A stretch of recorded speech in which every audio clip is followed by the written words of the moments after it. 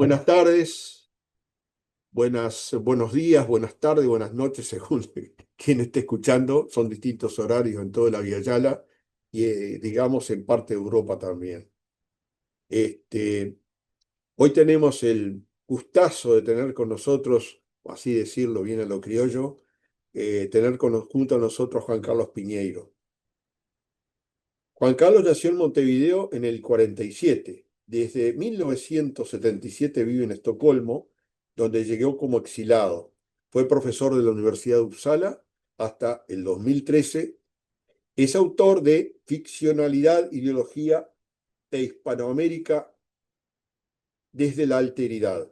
Ha publicado alrededor de una docena de libros especializados sobre literatura hispanoamericana y también de poemarios, entre ellos La máquina descendida y Entre llamas, ardo, entre sangre navego. Es autor del libro Aviala, genocidio, esclavismo en la cuna de la modernidad. Eh, Juan Carlos va a hablar sobre la actualidad del discurso colonialista, en donde reflexiona sobre la vigencia del discurso histórico predominante que niega el genocidio de los pueblos originarios y presenta a los conquistadores como héroes homéricos. Este discurso lo contrasta con textos de misioneros y conquistadores en los que aparecen con claridad las acciones genocidas que realizaron durante sus hazañas, entre comillas, por supuesto, en el mal llamado Nuevo Mundo. Bueno, adelante, estimado Piñeiro, te escuchamos. Lo que pasa es que me habían silenciado. Por eso. Eh, Muchas gracias por tus palabras, Eduardo, y por tu presentación y por haberme invitado a este espacio de reflexión y también de resistencia. Quisiera hacer solamente una aclaración. Solamente tengo publicado 3 libros. No tengo publicado, como creo que, o no sé si te oí mal, creo que dijiste que tenía publicado varios libros de literatura. Lo que tengo publicado sobre literatura son artículos en revistas especializadas. Después tengo varios poemarios publicados. Perfecto, vale la aclaración. Lo que tengo de ensayo, tengo solamente 3 libros, que son los 2 que tú dijiste y Abya Yala, el último, que publicó Alter en Montevideo. Pero entonces, muchas gracias otra vez y me siento muy contento de estar aquí entre nuevos amigos y viejos también, ¿no? Algunos de ellos. Voy a tratar entonces de mostrar cómo todavía, digamos, el discurso histórico colonialista tiene tanta fuerza, al menos en España y también en parte de Europa y creo que en algunos países hispanoamericanos. Así que voy a tratar de mostrarles algunas imágenes. Eh, o sea, ¿pueden ver la imagen esta ¿Se puede ver la imagen? Perfecto, Juan Carlos, adelante. Ok. Voy a empezar con un cartel que apareció en España en octubre del año pasado, ¿no? A propósito, no sé si ya lo han visto, tal vez, ya se lo ha visto, pero a mí me sorprendió realmente, a pesar de todo lo que sé, me sorprendió que hicieran este tipo de propaganda para los festejos de, como llaman en España, el Día de la Hispanidad. O sea, presentar a los genocidas y esclavistas como héroes. Negar que los fueron, bueno, se entiende que lo nieguen, pero presentarlos como héroes, bueno, también lo puedo entender, pero como santos me parece ya un poco que se han pasado, ¿no? Eh, pero en realidad, si uno piensa, yo cuando estuve en Barcelona hace unas semanas, pregunté por este cartel. Y bueno, los catalanes no sabían mucho, creo que en Cataluña no lo han puesto este cartel. Eh, pero me dijeron, pero es la ultraderecha, son los ultra católicos ultras. Y sí, es posible que sean ellos los que hayan diseñado este cartel, pero si uno lee los libros de historia de reconocidos historiadores en España, aparece esta imagen también, digamos. No es nada extraño de que los representen como héroes y como santos, ¿no? O sea que es la imagen que aparece sobre el descubrimiento de América y sobre la llamada conquista de América, ¿no? Es eso que algunos han llamado la leyenda rosa, que digamos, estructurándose durante los siglos del colonialismo, tuvo un auge muy grande durante el franquismo en Francia, en España, y ahora, y después del postfranquismo, todavía sigue, digamos, enseñándose, por ejemplo, que Colón descubrió América, que Colón fue digamos, a España, a Abya Yala para eh, difundir el cristianismo y incorporar aquellos pueblos salvajes a la civilización. En realidad, este relato que se ha repetido durante siglos, ha hecho que, digamos, es un ejemplo de ese principio que emplearon los nazis también, de que repetir una mentira 1000 veces la convierten en verdad.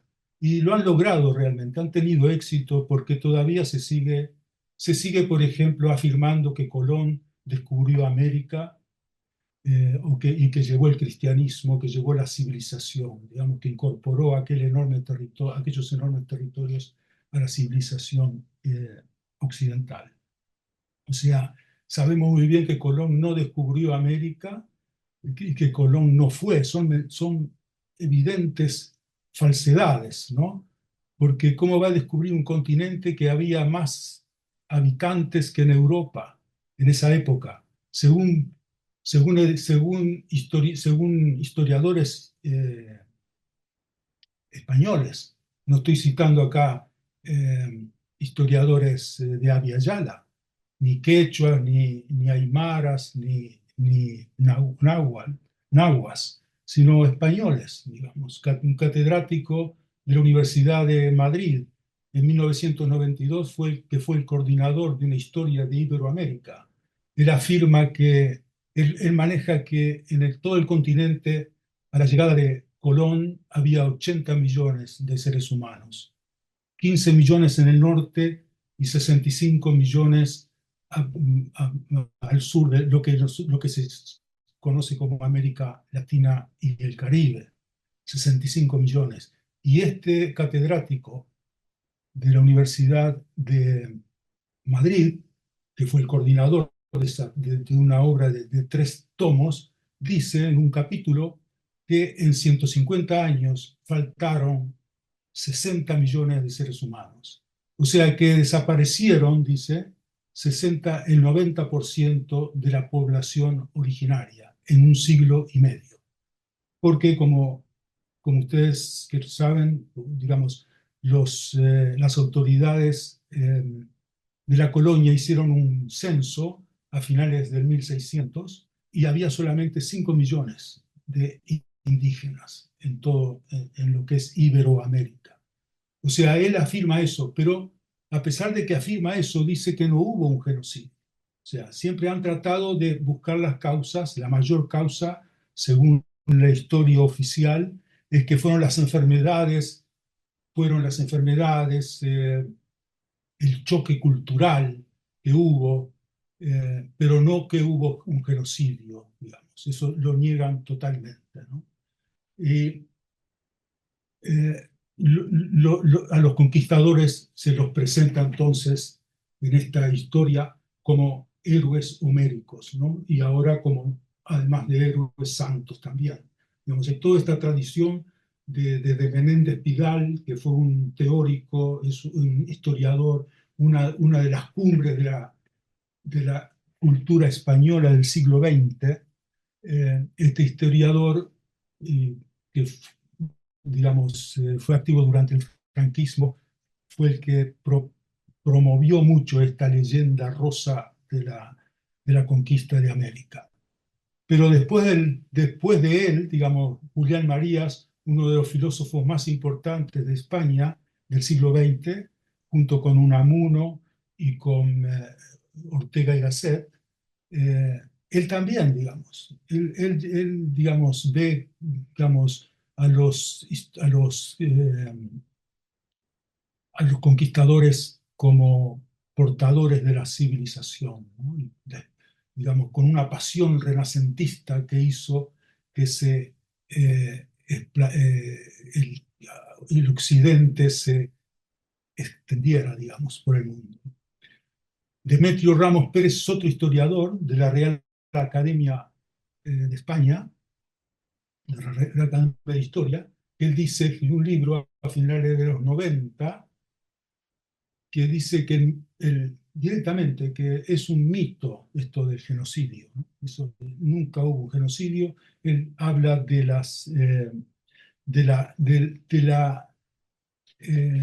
que los indígenas eran débiles, ¿verdad? Era una raza muy débil, se morían, digamos, que no tenía nada que ver, no hubo ningún genocidio, se murieron porque eran débiles. O sea, eh,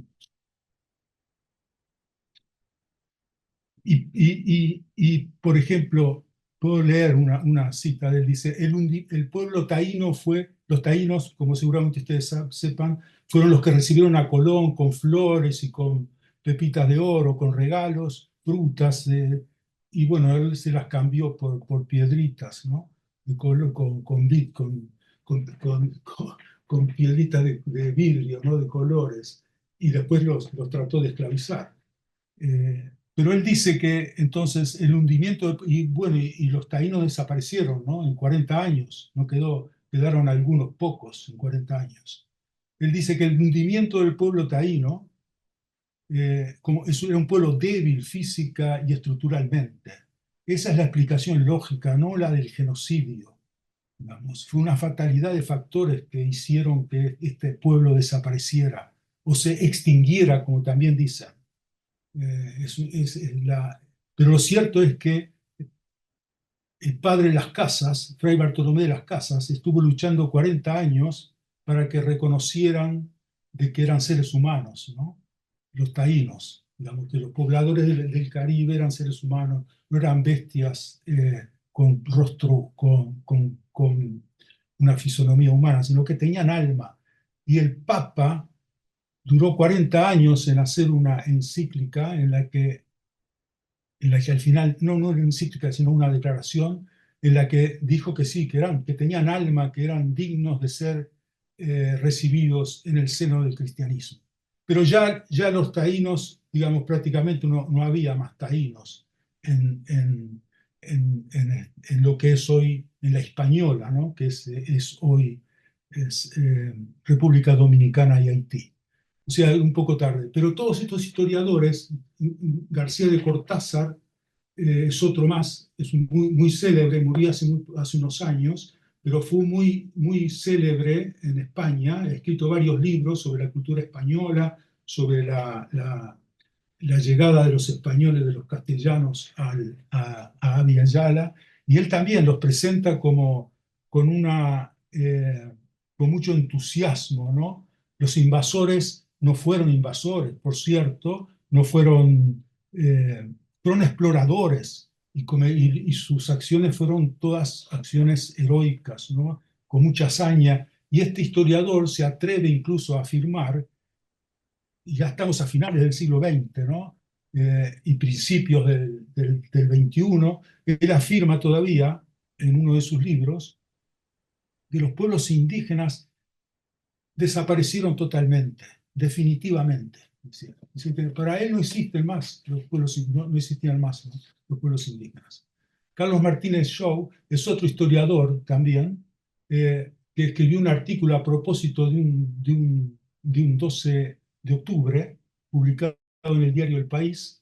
El artículo se llama De la leyenda negra a la memoria histórica. Y ahí dice que nunca, ni remotamente, se puede hablar de genocidio. O sea, él los descarta totalmente, ¿no? O sea que es un retorcimiento de la historia muy grande porque el genocidio lo dicen, uno si lee los documentos que hay de la época, se da cuenta que hubieron, digamos, genocidios. Las guerras eran las guerras que llevaban que hacían los cristianos, los conquistadores, eran guerras de exterminio, digamos. Ellos, tal vez ustedes lo sepan, perdonen si repito cosas que ustedes ya saben, el requerimiento era un documento que tenían que leerle a los indígenas, a los pueblos que llegaban, a las aldeas, a las ciudades, cuando entraban una hueste de estos guerreros medievales, tenían que leerle ese documento, ¿no? En castellano, por supuesto. Y ahí le hacían una historia del universo de acuerdo a la Biblia, un resumen, y terminando diciendo que el Papa era el representante de Dios en la tierra y que ese Papa, que los indígenas no sabían nada ni entendían, pero los que lo leían seguramente sabían que el Papa además era pariente eh, del rey católico, ¿verdad? Y ese Papa le había donado los territorios al rey. Y como el Papa era el representante de Dios en la tierra, tenía todo el poder, ¿verdad? En esa época el Papa tenía el poder no solo del celestial, sino el poder terrenal. O sea que él pudo darle todos esos territorios a la corona española y ahora ellos tenían que, esos territorios no les pertenecían más, le pertenecían a la corona española. Y por lo tanto ya eran súbditos de la corona española. Si no aceptaban de inmediato, les hacían la guerra y los mataban y a los sobrevivientes los esclavizaban de por vida. Bien, estos señores defienden ese documento, pero la obra que se ha nutrido de toda esta tradición apareció hace en el 2016, ¿no? No sé si la conocen. En España se conoce mucho, es Imperiofobia y Leyenda Negra. Es una obra que se convirtió en un bestseller, se han vendido más de 150.000 ejemplares. María Elvira Roca Barea. Ella tiene más de 500 páginas, ¿no? Yo la tengo aquí. Esta obra es un poco un catálogo de todas esas mentiras que han escrito todos esos historiadores y ella las repite muy bien porque es muy amena. No solo las repite, sino que las exagera además, ¿no? El padre Las Casas, que fue el que, digamos, bueno, recibió incluso el título de defensor de los indios, eh, él es el personaje más execrable para ella y para muchos de estos otros que les mostré antes. Es un anti-español, él odiaba a los españoles, él fue, digamos, uno de los que creó esta leyenda negra, y los que hablamos del genocidio somos, digamos, por supuesto, anti-españoles y lo que hacemos es divulgar la leyenda negra. O sea, esta señora eh, tuvo un reconocimiento apabullante en España, ¿no? De intelectuales, de políticos de la extrema derecha hasta hasta el partido, eh, personalidades del Partido Obrero Español, socialista español, ¿no? O sea, de ahí que haya vendido 150.000 ejemplares de una obra de historia, debe ser único, creo, eh, y de 500 páginas, ¿no? Pero es muy amena. Ha tenido el apoyo, por ejemplo, de Vargas Llosa, ¿no? Un premio Nobel de literatura, se imaginan, ¿no? Que lo ponen en la contratapa, ¿no? Lo que dice Vargas Llosa de esta obra, que como digo, está llena de falsedades, de medias verdades. Eh, yo me gustaría que la leyeran, ¿no? No para hacerle propaganda, pero realmente... ¿y saben lo que dice Vargas Llosa? Dice en una reseña que se publicó en el diario El País: ¿puede ser entretenido un libro de rigurosa erudición? rara vez, pero sí lo es en el caso de Imperiofobia y Leyenda Negra. Es aguerrido, profundo, polémico y se lee sin pausas, como una novela policial en la que el lector vuela sobre las páginas sin saber quién es el asesino. Confieso que hace tiempo que no leía un libro tan ameno y estimulante. O sea, por cierto, el catedrático de filosofía de la Universidad de Madrid escribió un libro en contra, ¿no? Realmente, porque esto es terrible lo que dice esta señora, digamos, es de no creer, pero lo dice y ha tenido un éxito notable, ¿no? Por ejemplo, estos historiadores y esta obra no dicen nada de las atrocidades o lo silencian, ¿no? Lo niegan o lo silencian. Una de las cosas terribles que hicieron los conquistadores es que llevaban perros alanos, perros que estaban preparados para matar, ¿no? Perros de guerra. Y hay documentos, digamos, este es un documento de un nahua, ¿no? Pero hay documentos que después voy a mostrarles de los propios conquistadores, en la que hablan del aperreamiento, ¿no? Uno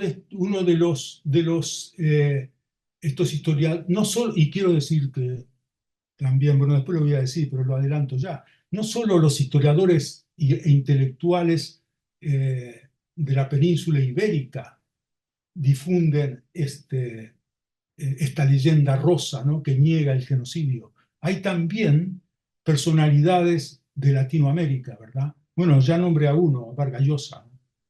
Pero hay otros que también niegan este tipo de cosas.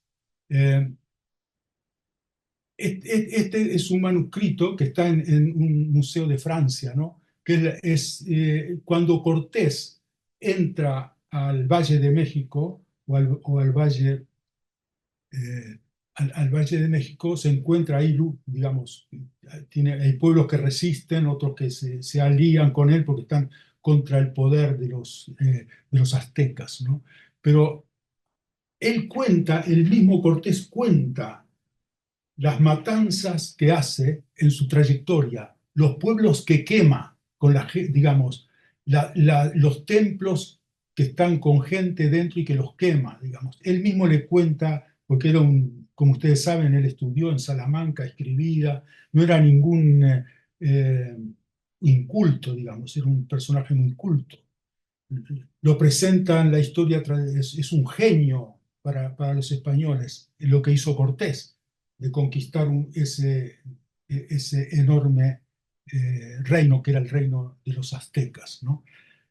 Pero esto es en Cholula, que es un pueblo de mercaderes que pasó por allí, que se enfrentaron, y lo quemó, digamos, lo destrozó. Y eso lo dice un cronista que es admirador del propio Cortés. Él cuenta lo que hicieron en ese pueblo, ¿no? Y esta es una ejecución que hacen con algunos que tomaron prisioneros, porque a otros los quemaron, digamos, estaban en el templo mayor del pueblo este y los quemaron, ¿no? Pero a estos que se tomaron vivos, está ahí Cortés, ¿verdad? Y fue el que los manda ejecutar a un sacerdote y 6 nobles de Cholula, ¿no? Y el castigo es eso, se los dan de comer vivos a los perros, ¿no? Es el aperreamiento. Este verbo, aperrear, no existía antes, digamos. Fue creado por los conquistadores, digamos, fue creado por los cronistas que describieron lo que hacían, ¿no? Con los indígenas que se rebelaban o lo usaban en las guerras, pero también con quienes, a quienes aperreaban. Aperreaban, por ejemplo, ustedes saben, muchos pueblos originarios y en el Caribe, no solo en el Caribe, en otros países también, digamos, la homosexualidad era libre, no eran cristianos que, digamos, ser homosexual te mandan al infierno, ¿verdad? Ellos era ejercer, mostrarse, digamos, o simplemente si siquiera ni eran, capaz que ni eran homosexuales, pero por allí hacían tareas que en el medioevo español todavía hoy en día, ¿verdad? En las sociedades patriarcales se consideran femeninas. Y había taínos que hacían tareas consideradas por los ojos de los invasores como femeninas. Y eso alcanzaba para que fueran aperreados, porque eran, según el primer cronista de las Indias, ¿no? Eran, digamos, sodomitas y había que eliminarlos, ¿no? Digamos, o sea, a ellos los mataban, los aperreaban, se los daban de comer vivo a estos perros. O sea, de esto nada cuentan estos historiadores, digamos. Pero eso está. Tampoco cuentan de la destrucción de Tenochtitlán, ¿verdad? Una de las ciudades más hermosas. Nunca habían visto Cortés, y los que fueron con Cortés, nunca habían visto una ciudad tan hermosa como Tenochtitlán. Digamos, por lo menos ahí había más de 200.000 habitantes. Por lo menos, algunos calculan hasta 500.000 de habitantes. ¿Alguien puede ir a visitar a Tenochtitlán? No dejaron piedra sobre piedra, la bombardearon, fue la primera ciudad. Yo pensé realmente, yo era un inculto, pensé que había sido los nazis que habían bombardeado por primera vez una población civil, ¿no?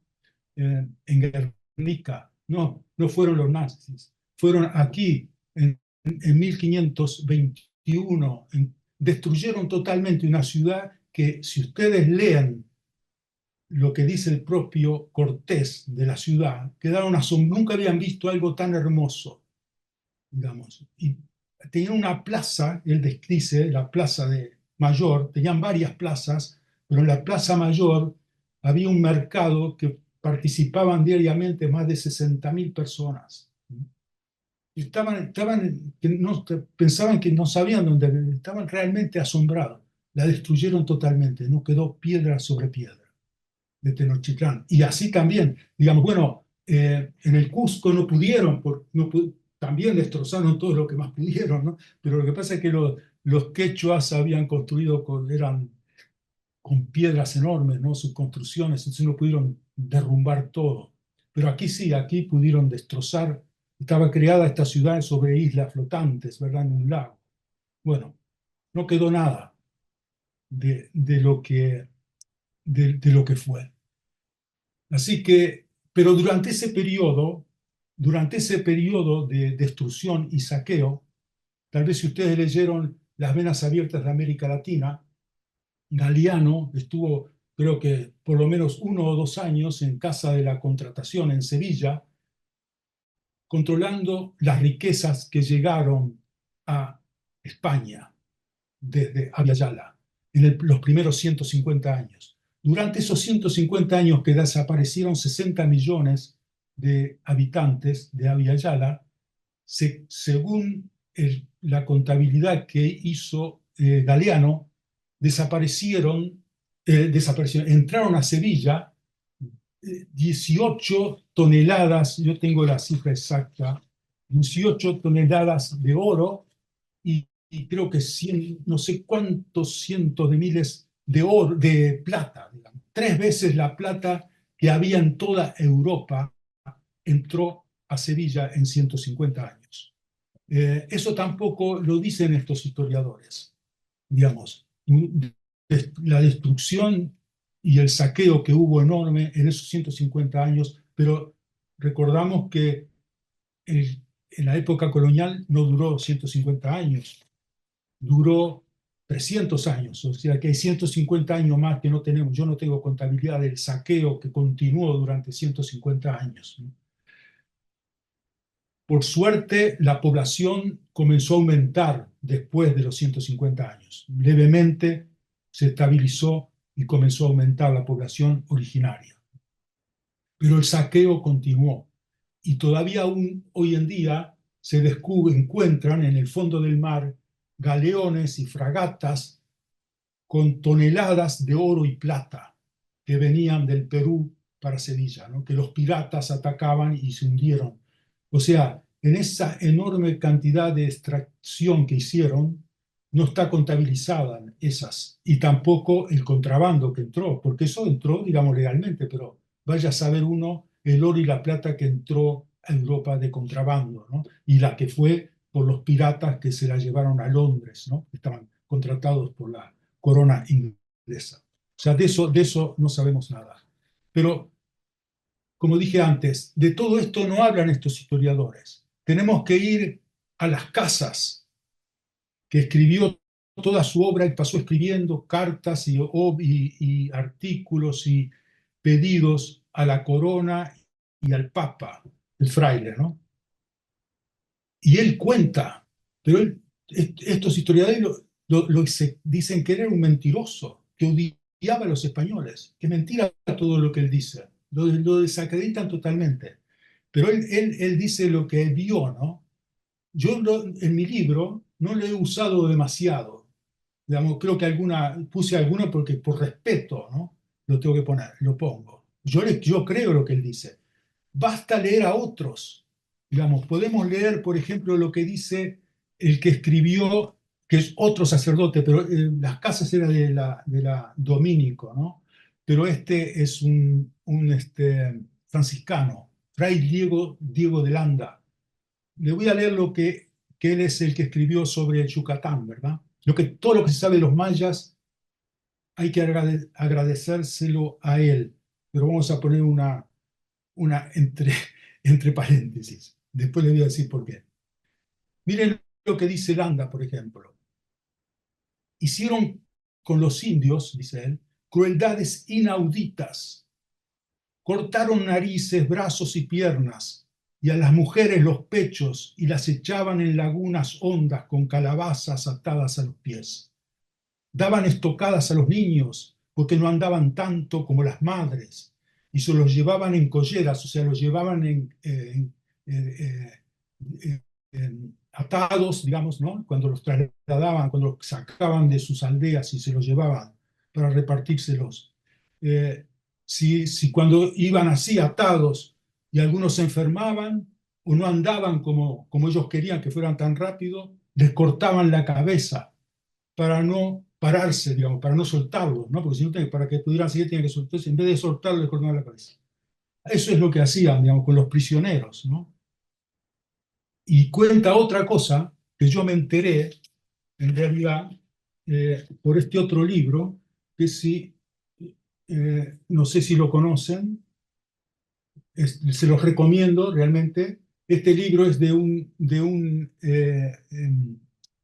investigador búlgaro-francés, Svetan Todorov. La primera edición es de 1982.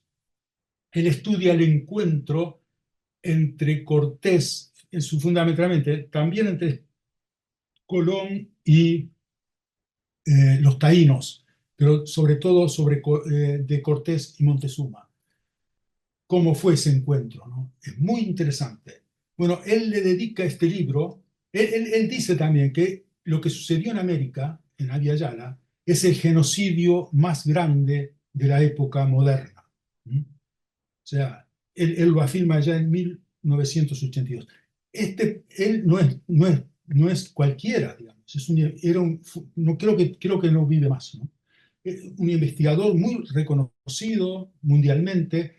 Fue el escritor francés, porque es de origen búlgaro, pero hizo toda su carrera en Francia, escribió en francés.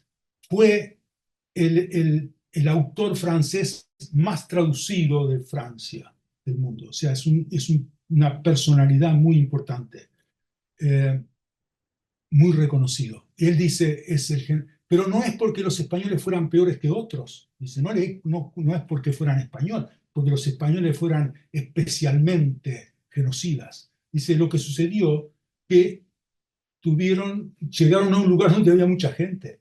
Si hubieran sido los ingleses o los holandeses, hubieran hecho lo mismo, digamos, ¿no? No fue que llegaron a un lugar donde había demasiada gente y por eso fue el genocidio mayor de la época moderna. O sea, él le dedica este libro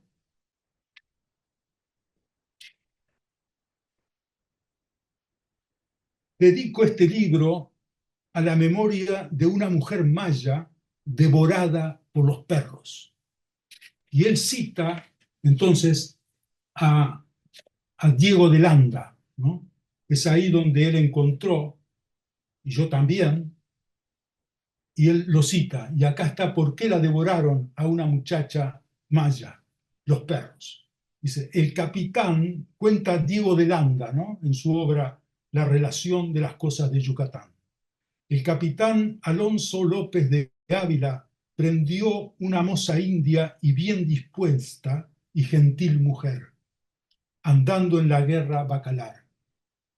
Esta prometió a su marido, temiendo que en la guerra no la mataran, no conocer otro hombre sino él, y así no bastó persuasión con ella para que no se quitase la vida por no quedar en peligro de ser ensuciada por varón, por lo cual la hicieron aperrear. O sea, como no quiso acostarse con el capitán de los invasores, la aperrearon, digamos. O sea, estas cosas terribles, claro, esto no nos cuentan los historiadores oficiales, digamos, no nos cuenta este discurso. Bueno, yo ya estoy llegando al límite, ¿no? Así que vamos a ver, vamos a pasar ahora, vamos a pasar por alto, porque hubo otro genocidio, lo voy a nombrar solamente, cuando los criollos liberales expulsan a los peninsulares y fundan las repúblicas liberales, ¿no? ¿Qué hacen? Hacen una segunda ola genocida, ¿verdad? Nosotros en Uruguay lo conocemos muy bien, digamos, porque los fundadores de la República, salvo Artigas, que no quiso participar y se fue, pero los generales que fundaron el Partido Liberal también fueron los que exterminaron a a los pocos que quedaban, ¿no? Con vida de los pueblos originarios. O sea, me quiero saltear esa parte, que creo que la conocen muy bien. En el siglo XXI se sigue negando el genocidio, sigue muy fuerte, lamentablemente, la vigencia del discurso colonialista. Ahora no dicen que son salvajes, ¿no? Ahora los acusan de terroristas, ¿verdad?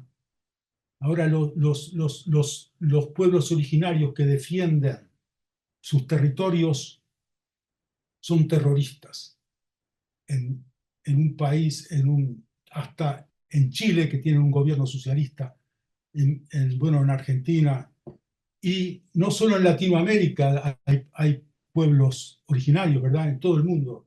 En otros países también, como en Rusia. También en Rusia son acusados los que no pueden organizarse, los pueblos originarios, porque se los acusa de terrorismo.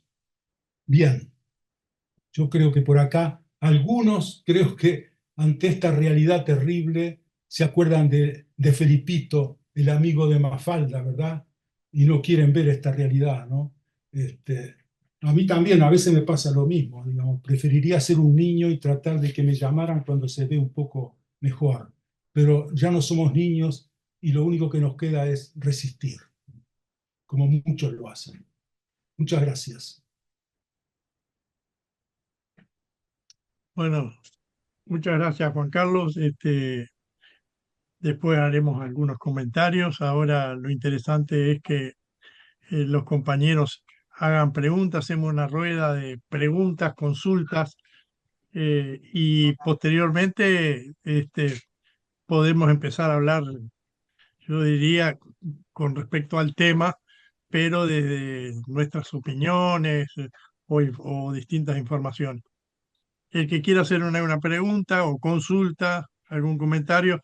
Héctor Estomba, desde España.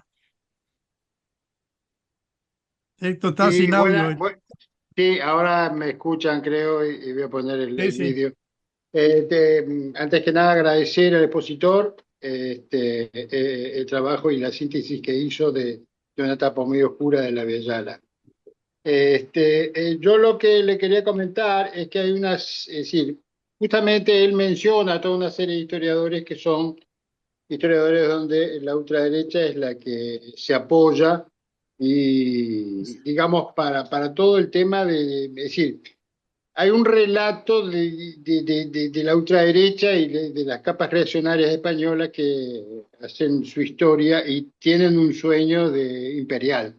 Entonces todos esos historiadores apoyan ese sueño imperial y fundamentalmente los partidos de ultraderecha, caso Vox, caso PP, son los que en este momento están con muchísima fuerza en el Estado español, así como en toda América Latina y también los tenemos en toda Europa.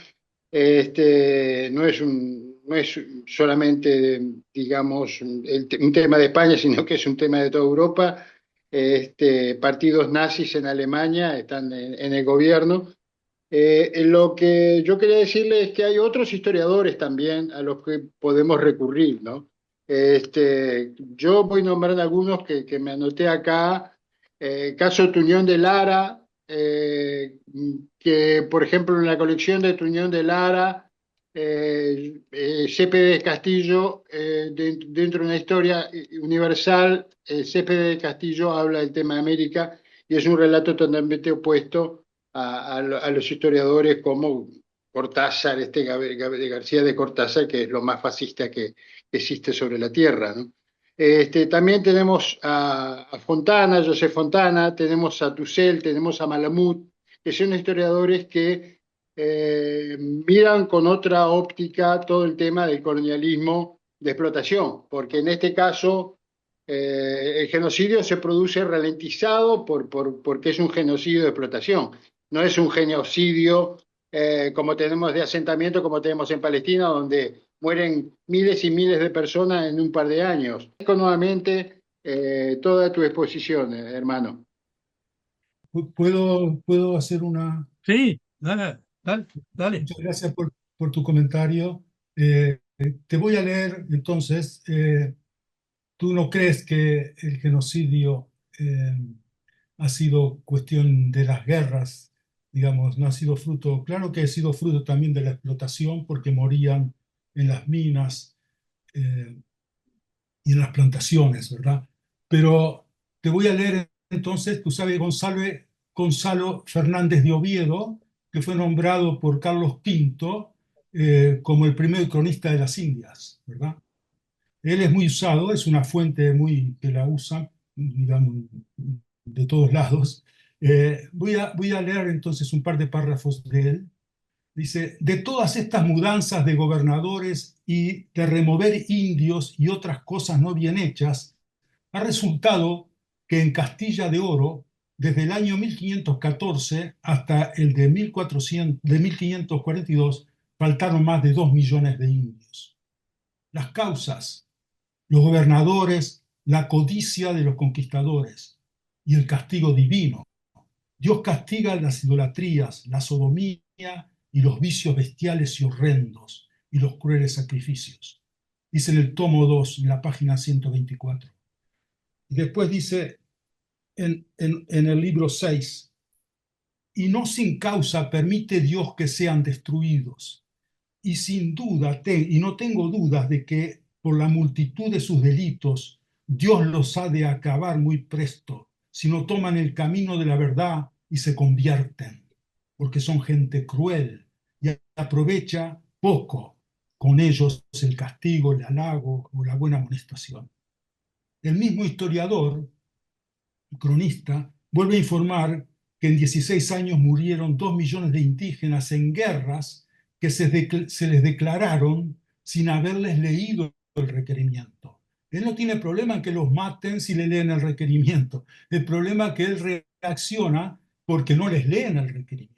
Entonces, los matan incluso cuando no les leen el requerimiento. O sea, él está hablando, no es el padre de las casas que acusan de exagerado, porque el padre de las casas denuncia que murieron 3 millones en las islas del Caribe. Este es el cronista de Carlos V que dice esto, ¿no? No es otro. Digamos, las matanzas de Cholula, digamos, fueron matanzas, quemaron todo un pueblo, y esto lo dice un admirador del conquistador, Fernando del Alba, ¿no? dice, saquearon y quemaron las casas más principales de la ciudad y los templos de ella, y el templo mayor donde se habían acogido muchos sacerdotes y señores principales, lo quemaron, en donde murieron los más. Fue tan grande el terror y espanto que causó este hecho que fue sonado por toda la tierra, y la ciudad en un instante quedó toda ella desamparada, y el despojo fue muy rico, de mucho oro, pedrería, mantas y cosas de pluma, porque era la ciudad más rica que había en toda esta tierra, pues los moradores de ella eran todos mercaderes. Esta es la ciudad esa que yo les mostré, el aperreamiento de un sacerdote y de unos nobles, ¿no? O sea, murieron, por supuesto que murieron las guerras, cuando le declararon las guerras, eran guerras de exterminio. Murieron, ¿cuántos murieron en la ciudad de Tenochtitlán que no quedó piedra sobre piedra? Murieron miles. Claro, la viruela, los que no quieran reconocer que hubo un genocidio, digamos, de matanzas, aducen que fue la viruela, porque eran débiles, ¿no? No tenían, claro, no tenían anticuerpos para las enfermedades que llevaron desde Europa. O, bueno, acusan a un africano, ¿no? De la viruela, que dicen que fue un africano que llevó el virus de la viruela. Ahí murió una tercera parte, por lo menos, de la población de Tenochtitlán, ¿verdad? Pero los demás no murieron de la viruela, murieron en las guerras, en la guerra que hicieron, ¿no? ¿Qué pasó con Cuauhtémoc, el último que había heredado ¿qué hicieron con Cuauhtémoc? Eso lo cuentan también los cronistas. Cortés, lo que hizo Cortés, que lo ponen como alguien muy generoso. Y quiero perdonar, pero quiero agregar que no solo es la extrema derecha la que defiende este discurso. Como dije antes, este libro, que es un resumen de todas estas falsedades que dicen estos historiadores, que no son todos de extrema derecha, digamos, claro, algunos, como tú dices, yo no sabía que Cortázar estaba considerado un fascista, sé que fue un sacerdote jesuita, no sabía que era fascista, yo leí los libros de él y él presenta, digamos, como yo he dicho, ¿no? Los presenta como héroes. Pero yo no sabía que era fascista, pero no creo que todos eran fascistas. Los que presentaron este libro de Roca Barea no es solamente el fundador de Vox, que la quiere para príncipe de Asturias. Ahí está Felipe González, que fue presidente del Partido Obrero Socialista Español, ¿verdad? Y también está Aznar, ¿no? Del PP, digamos. Y también hay otro que ahora no me acuerdo el nombre, del PSOE, digamos. No es solamente la extrema derecha que sostiene la negación del genocidio. Claro que hay otros historiadores españoles. Yo no dije que todos los historiadores españoles niegan el genocidio. Muchos lo silencian, ¿no? Pero otros lo niegan rotundamente, digamos, y con total impunidad, digamos. ¿Cómo es posible? ¿Cómo es posible? La Academia Sueca no dio el premio Nobel, me consta, es discutible, pero yo lo afirmo, no le dio el premio Nobel a Jorge Luis Borges. ¿Saben por qué no le dio el premio Nobel a Jorge Luis Borges? Porque recibió un premio de Pinochet, ¿verdad? Y se fue y defendió la dictadura argentina. ¿Cómo le van a dar el premio? Se les iba a armar un lío terrible a la academia con todos los refugiados que estábamos aquí si le daban el premio a Jorge Luis Borges. No se lo dieron. Pero ¿cómo es posible? ¿Le darían el premio Nobel a alguien que niegue el holocausto? Por muy buen escritor que sea, ¿creen que le podrían dar a alguien que diga, no, esto fue un invento de los antialemanes, que hubo un holocausto? No hubo ningún holocausto. ¿Ah? No creo que se lo den tampoco. Sin embargo, a dos premios Nobel, a Octavio Paz y a Mario Vargas Llosa, que negaron el genocidio, se lo negaron, se lo dieron, digamos. ¿Eh?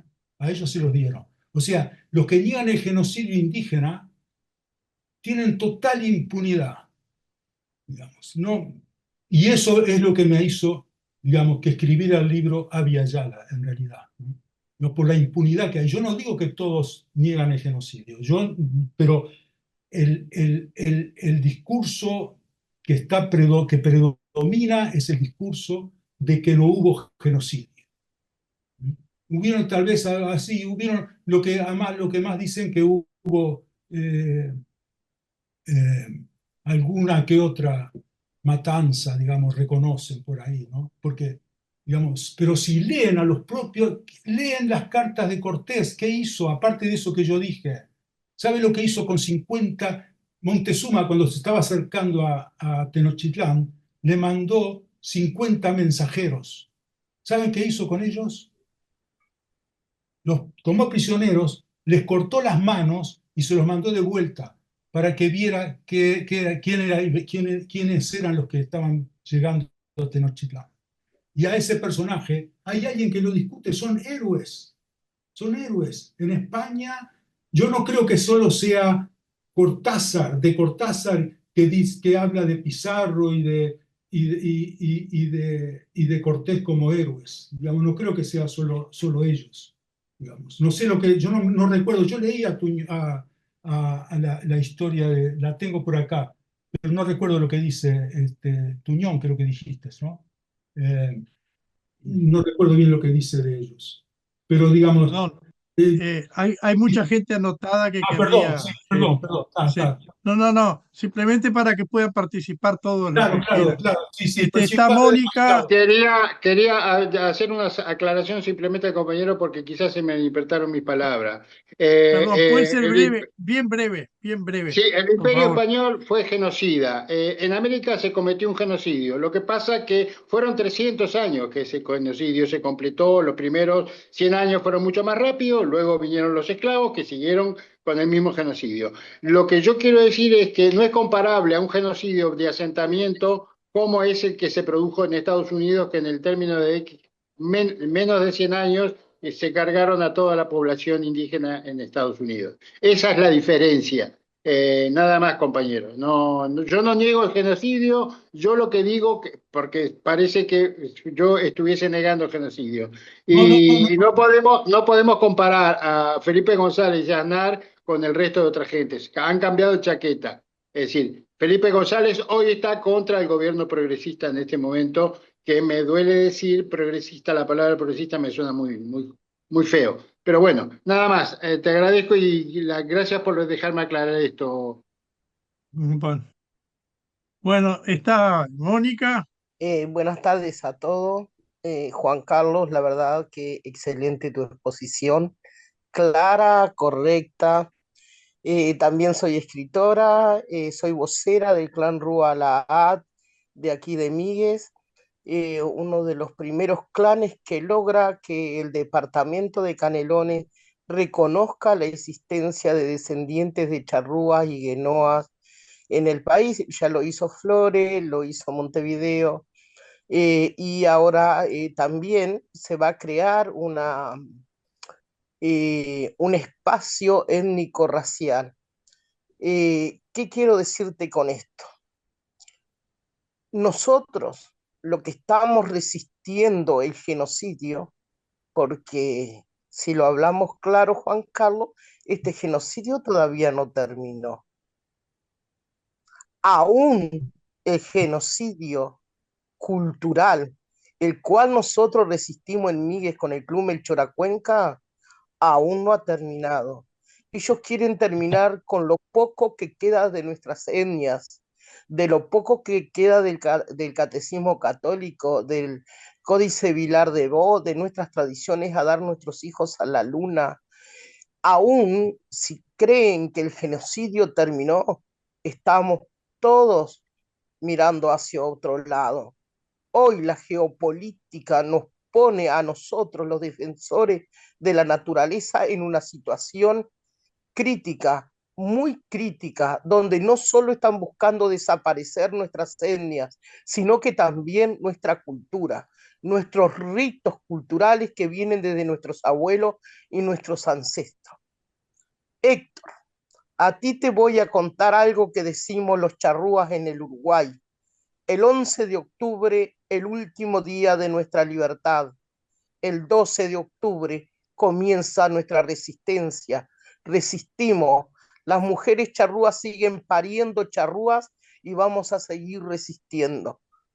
Pero me duele fuertemente cuando las personas que no están viviendo esta situación, como la está viviendo mi pueblo que conozco por dentro, porque conozco cada comunidad con las cuales trabajamos, les puedo asegurar que aún estamos viviendo el genocidio. Entonces dejemos de decir, sí, porque los creen héroes, no, los creen héroes hoy, a los reyes de hoy, a los que están hoy. Viva Haití que sigue resistiendo y viva cada pueblo americano que siga existiendo. La verdad, que excelente tu exposición, Juan Carlos. Gracias a la agrupación que siempre estamos en contacto y trabajando juntos. Muy bien. Muchas gracias por tus palabras y yo estoy de acuerdo contigo que el genocidio continúa, por cierto.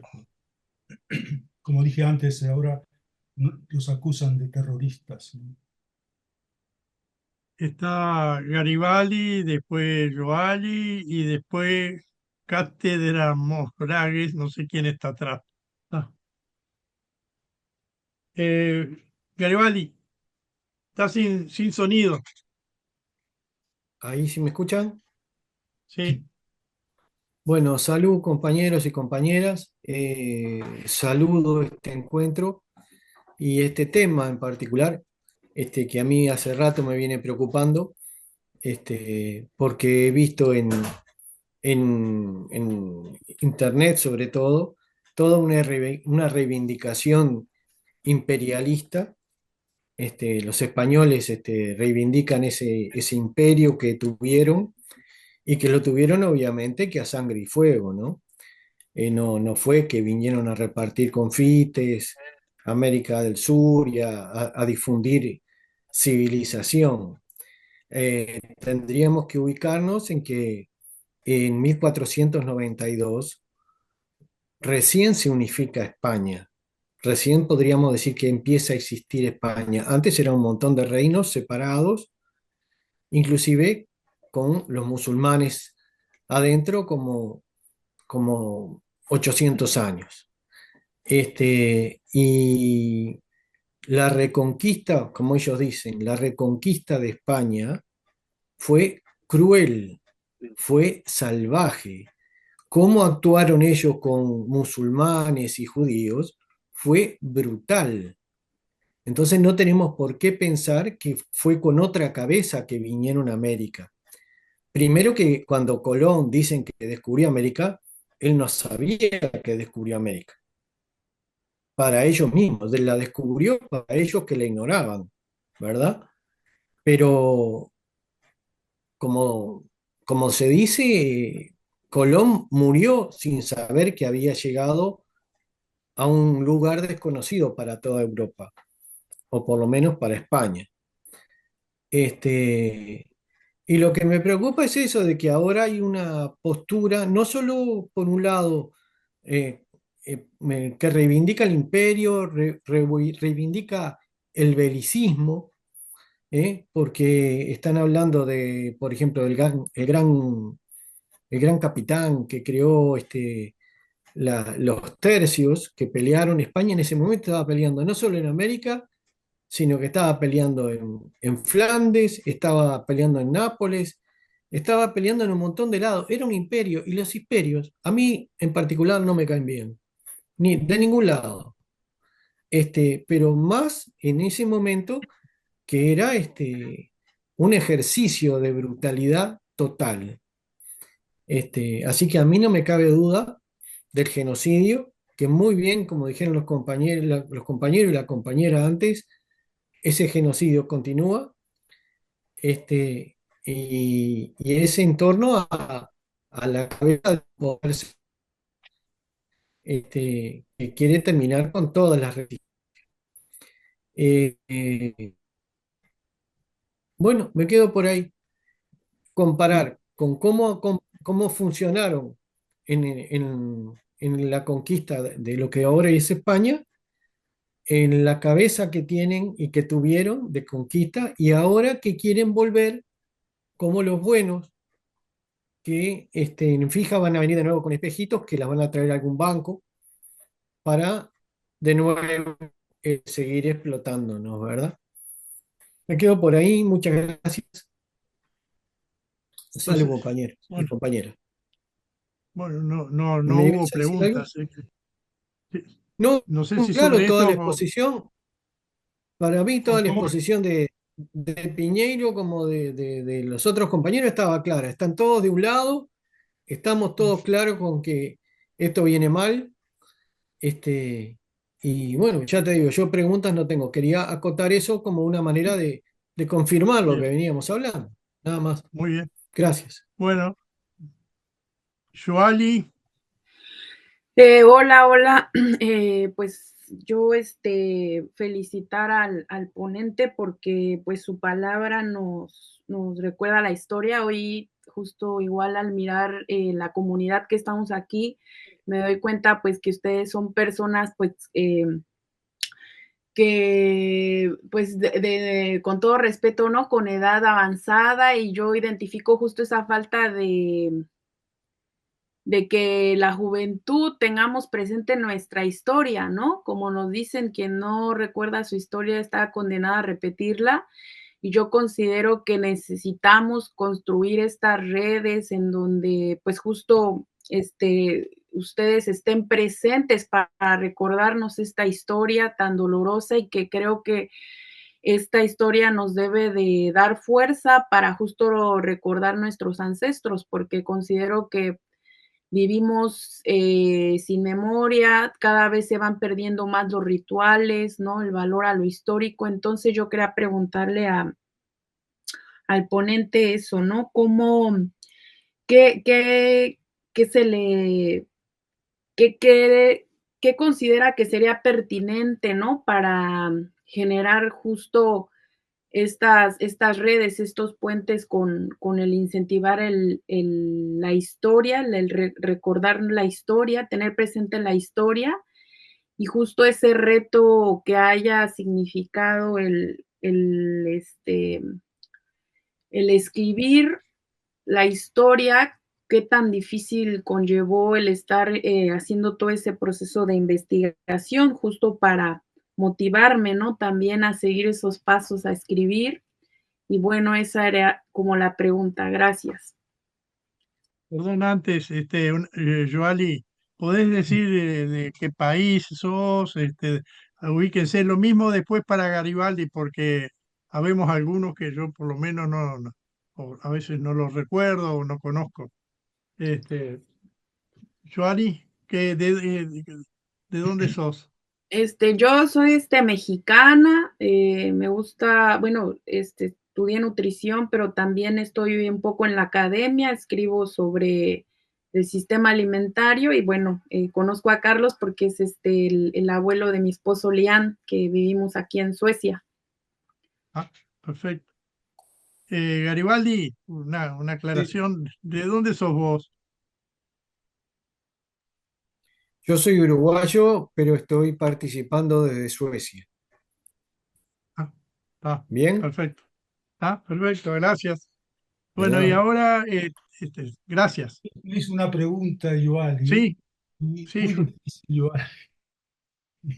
La verdad que no tengo, yo tengo más más preguntas que respuestas, en realidad. Y yo lo que te puedo contar, mi- primero quiero aclarar que yo no soy historiador, pero he escrito dos libros sobre de historia, ¿no? ¿Y por qué lo hice? Bueno, porque el primero fue porque tenía unos cursos de cultura en la Universidad de Uppsala y allí en esos cursos se estudia la historia, digamos, la cultura del mundo hispanohablante.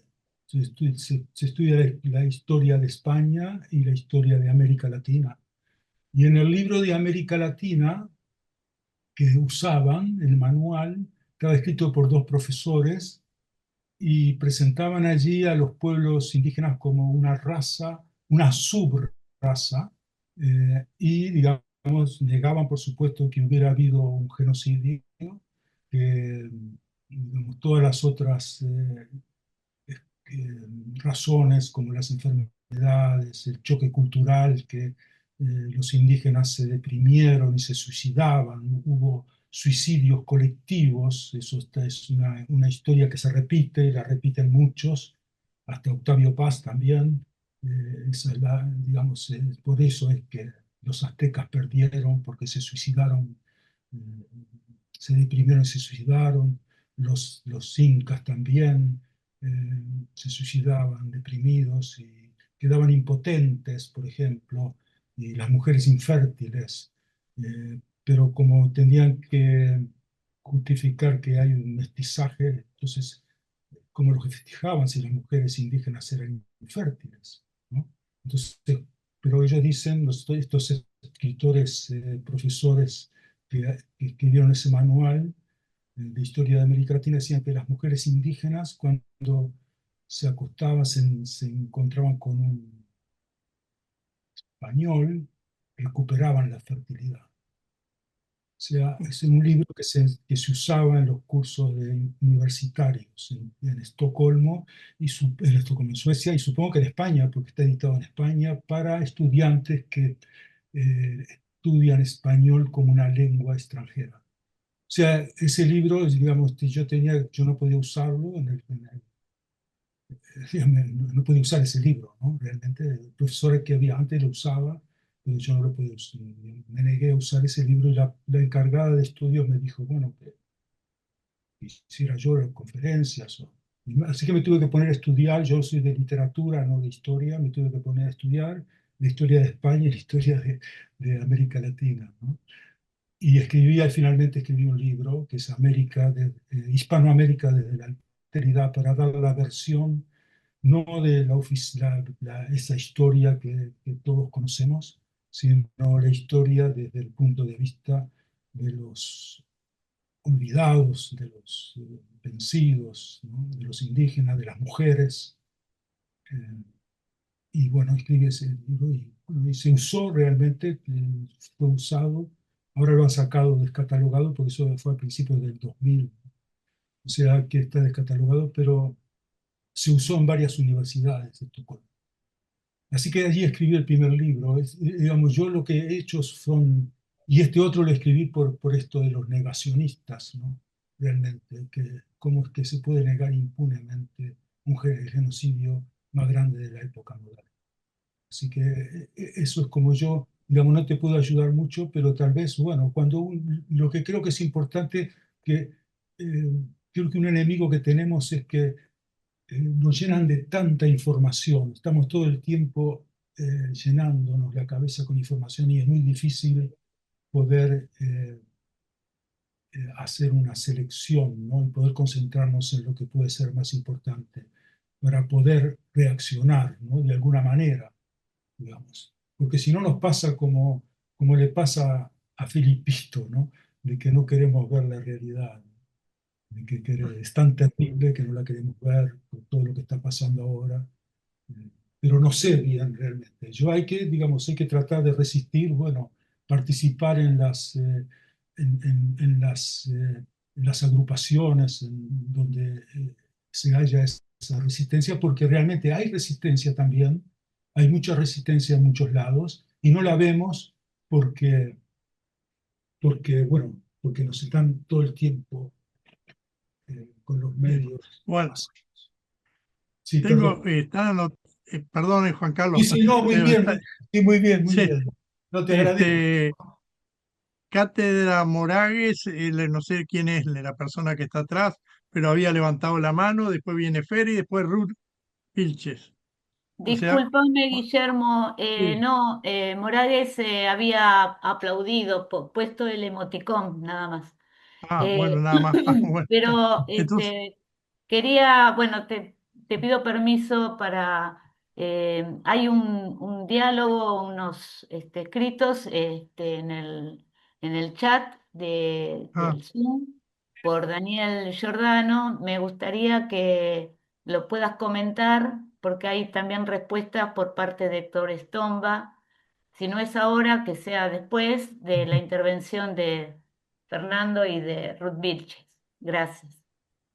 Ah, fenómeno. Lo agendamos entonces. Perdón, ¿Está? pero Este, tú, viene, viene Fernando, después Ruth, y después va a haber un comentario de Héctor sobre para poder dar espacio a otra respuesta de Juan Carlos, seguramente. Bueno, Fer, Hola compañeros, ¿qué tal? bien. Bueno, primero que todo, gracias a Eduardo por la invitación y gracias a Juan Carlos por su exposición. La verdad que estoy completamente de acuerdo en todo lo que dice y la verdad que no tengo ninguna pregunta para hacerle. Eh, pero por ahí me gustaría hacer un comentario tratando de responder un poco a lo que pregunta la compañera Joali. Y perdón, Y solamente antes para saber de quién es, desde dónde sí, hablas, de quién sos, en dónde estás. sí, dale. Soy Fernando, vivo en Argentina. Mi documento dice que nací en Colombia y me gusta decir que soy hijo de los sobrevivientes a los distintos genocidios en contra de los pueblos originarios y también hijo de los sobrevivientes a la trata transatlántica y a la esclavización de los seres humanos secuestrados de los países de África. Ese soy.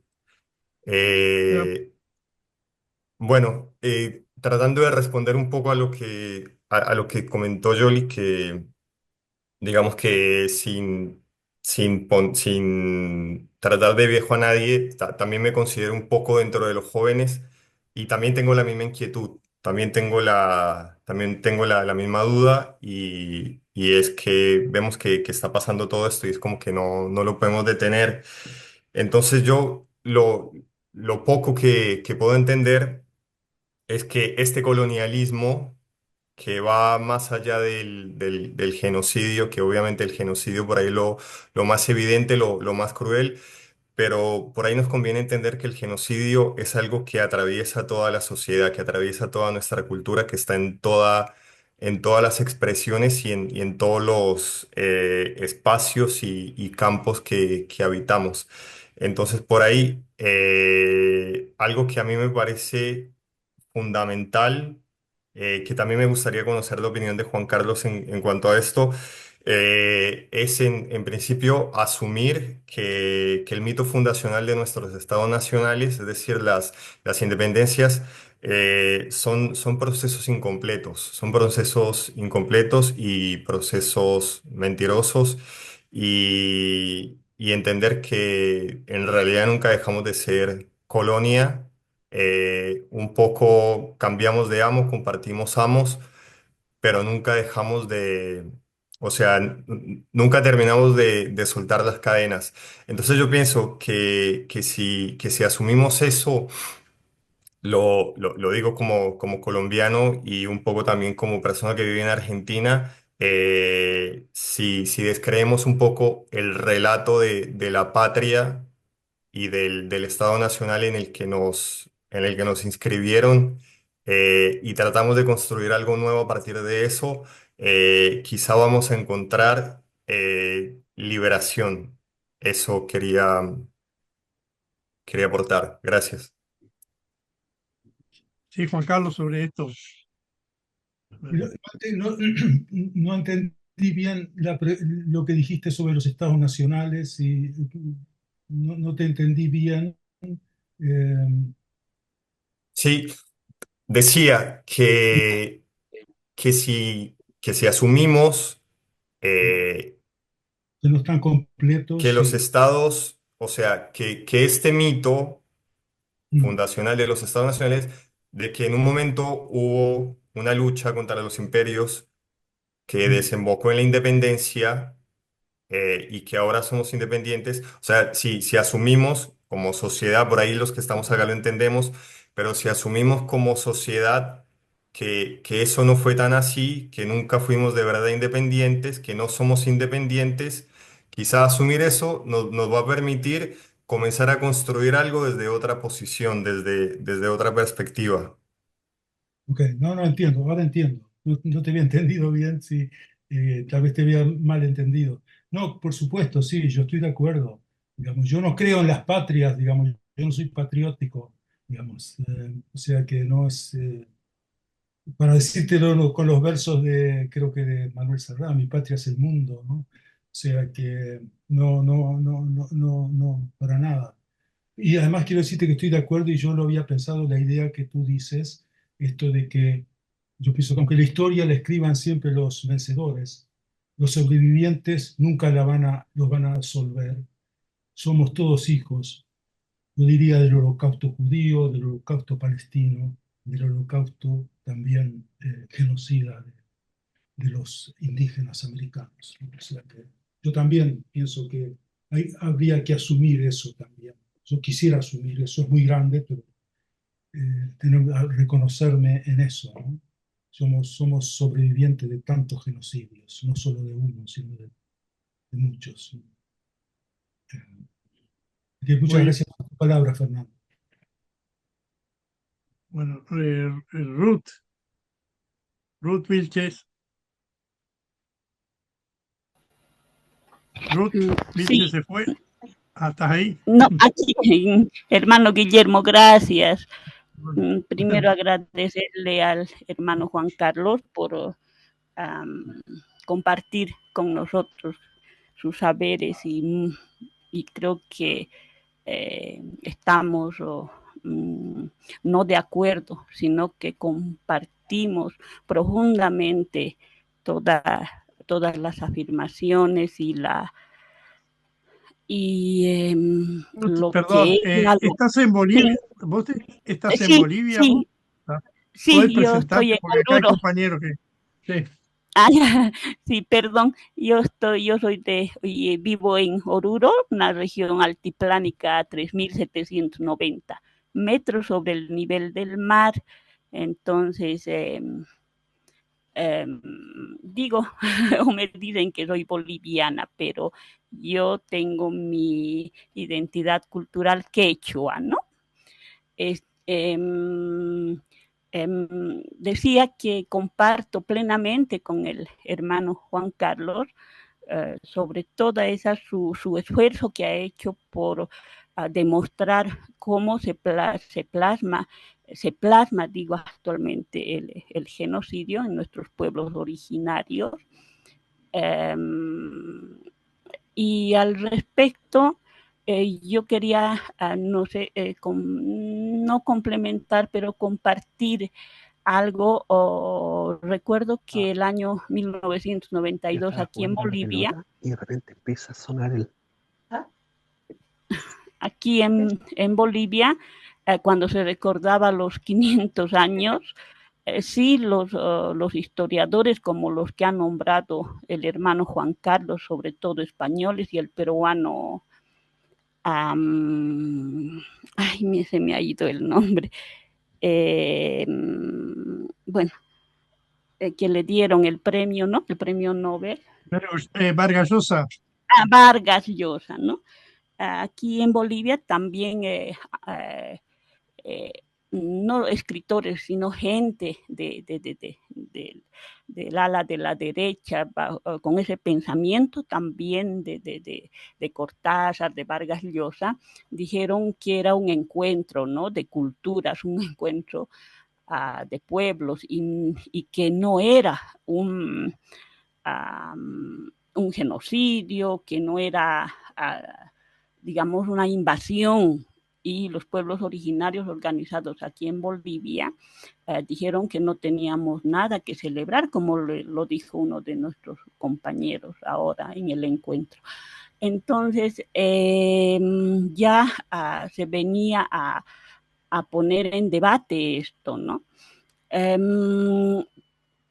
Sí es cierto que, y se palpa, que el genocidio actual creo que se lo hace de forma más sistemática, más sutil, más disimulada, porque es un genocidio que llega a nuestros sentimientos, a nuestros pensamientos, a nuestras mentes, que logra matar, digamos, nuestros pensamientos que están llenos de resistencia, como decía la compañera más antes, ¿no? Y esa resistencia, hermano Juan Carlos, usted debe tener, digamos, algún conocimiento. Esas resistencias que los pueblos originarios han desarrollado en diferentes maneras en los procesos de ver el mundo, en su cotidianeidad. Y yo creo que una compañera se refería también a la destrucción de nuestros ritos, de nuestras ritualidades, lo que llamaban el cronista Bartolomé de las Casas a la extirpación de las idolatrías, ¿no? Y respecto a ello, creo que los pueblos originarios, yo veo de cerca aquí en el altiplano boliviano, en Oruro y Potosí, en los departamentos Oruro y Potosí, que en las comunidades hay resistencias en ese ámbito. Es decir, si bien han logrado extirpar las idolatrías, entre comillas, pero los pueblos han logrado resistir a través de formas, digamos, muy visibles para seguir ellos rindiendo, digamos, agradecimiento a sus propias huacas, a sus propios dioses, a la tierra, al agua, a los malcus, a los cerros, a las montañas, pero, digamos, como que lo han acomodado de manera tan estratégica para que no se diga que están todavía muy vivas las deidades, pero lo han acomodado en las fechas del calendario gregoriano, del calendario católico, ¿no? Entonces, yo pienso que son formas de resistencia, y no solamente en su religiosidad, sino también en todas sus actividades, como la siembra, la cosecha, también la aplicación de sus normativas, de sus leyes, ¿no? Como que han construido esas resistencias para que se siga reproduciendo sus formas de vida, tanto la comunidad y también a nivel familiar, ¿no? Entonces yo estoy muy segura que usted, hermano Juan Carlos, tiene mucho que decirnos sobre esto, a pesar de ese feroz genocidio que ha habido y que todavía lo palpamos, lo sentimos desde nuestro pensamiento, nuestras subjetividades. Yo sé que usted tiene mucho que decirnos sobre eso, ¿no? Entonces, ese es mi compartimiento. Gracias, hermano Juan Carlos, por compartir sus saberes. Un hayaya para usted. No sé si tengo No la sé palabra. si querés decir unas palabras, algo sobre eso. Bueno, muchas gracias por tus palabras. No creas, tienes muchas expectativas muy altas sobre mí. Digamos, yo sí, estuve cerca, y yo realmente he quedado sorprendido de la resistencia que hay en la cordillera, en los Andes, ¿no? Tanto en Perú como en Bolivia. Y una señal digamos, que, por ejemplo, cuánta gente, a pesar de 500 años, eh, todavía hablan quechua, no han perdido el quechua. Yo me encontré con pobladores que no hablaban castellano, que hablaban solamente quechua. Y estuve en una comunidad, en una ayllú, en Colombia, en Perú, digamos, que se siguen organizando, digamos, como en los tiempos, en los tiempos del Incario. O sea que la resistencia, por supuesto, no es que en 1992 se habló de que era el despertar de los indígenas, ¿no? Pero en realidad nunca estuvieron dormidos, siempre estuvieron luchando y no abiertamente, pero sí, digamos, de manera como tú dijiste, de manera más tapada, ¿no? Pero la resistencia siempre, durante los siglos de colonialismo, siempre estuvo viva, ¿no? En algunos momentos se hace más explosiva, en otros no. O sea, y estuve también en Bolivia, en los Altos, ¿no? Y también allí estuve conviviendo con un grupo de, sobre todo mujeres aymaras, que estaban organizadas en una cooperativa. O sea, hay resistencia mucho en Bolivia y también es lo que más conozco, lo que he conocido. No puedo decirte mucho más. Bueno, está Héctor y ¿no? Bueno, está. Entonces, Eduardo Espino, Eduardo, Hablar Isabel. Bueno, buenas tardes. ¿eh? Isabel va a hablar. Soy yo, Isabel, acá somos varios que estamos en lo de Ah, Ruth, sí. así Buena que, Isabel, ¿te podés presentar para bueno, acá los compañeros?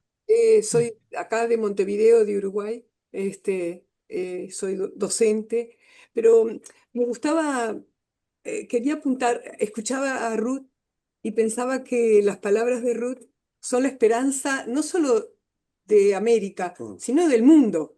Es decir, esa resistencia de la que ella habla es lo que nos puede salvar de la otra campaña, de la otra destrucción, que como los que estamos participando en el conversatorio, creo que coincidimos, ¿no? Lo que fue el genocidio, lo que es el colonialismo y lo que está vigente y sigue vigente hoy en día. Pero a mí lo que quería apuntar, cortito, es que toda esta denuncia, yo leí el libro de Juan Carlos, que tú haces esa investigación de todo este discurso dominante y que hoy se ha exacerbado porque las derechas han copado en el mundo, ¿verdad? Y si no hacemos algo, el mundo desaparece. Me parecía re importante este discurso dominante y que, como decía el otro compañero, en España también hay otros discursos que no son, que son diferentes.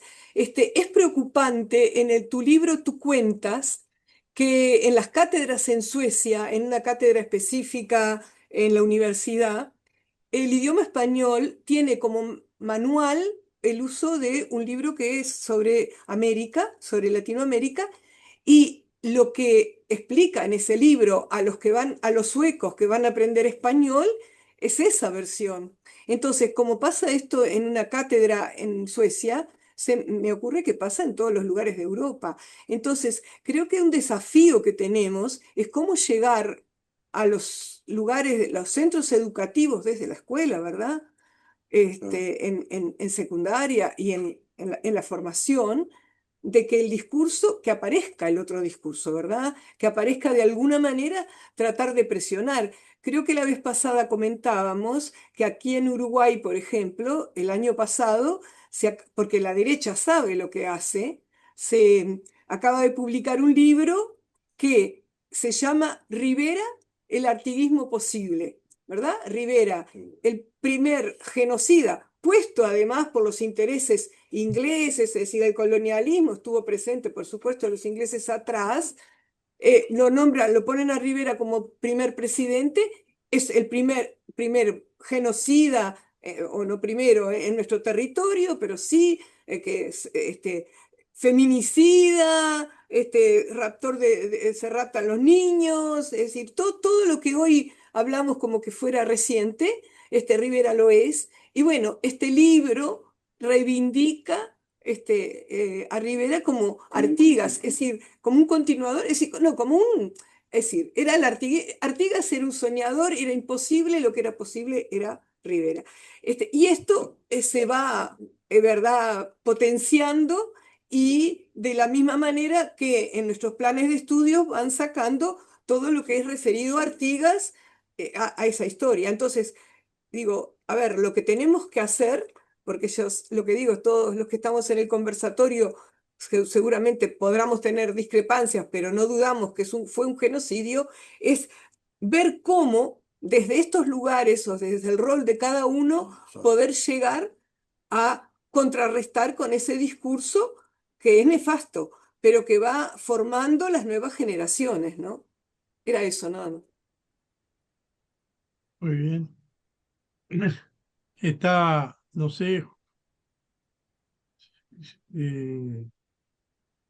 bueno, alguien más. Perdón, está Héctor ahora, que estaba desde hoy, pero bueno, y Mónica.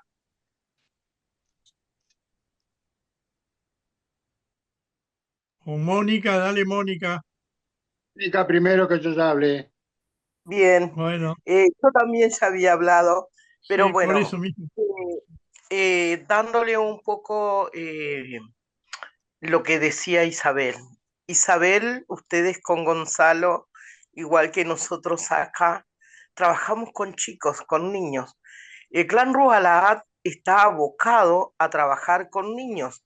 Durante los 2 últimos años trabajamos en una escuela y este año vamos a hacer verano con los chicos del baby fútbol y con chicos de bajos recursos. Yo creo que acá la forma de resistencia que tenemos en Uruguay o lo que estamos llevando las comunidades que estamos conformadas es justamente abocar hacia dónde, hacia el futuro.